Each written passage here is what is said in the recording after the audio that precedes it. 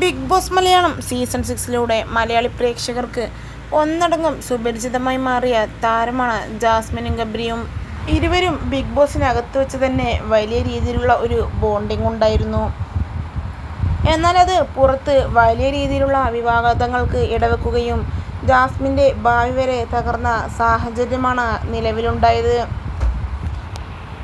ഇപ്പോഴും ബിഗ് ബോസിന് ശേഷം ഇരുവരും തമ്മിൽ ഫ്രണ്ട്ഷിപ്പ് കൈവിട്ടിട്ടില്ല എന്നുള്ളതാണ് ഇരുവരുടെയും മറ്റൊരു പ്രത്യേകത.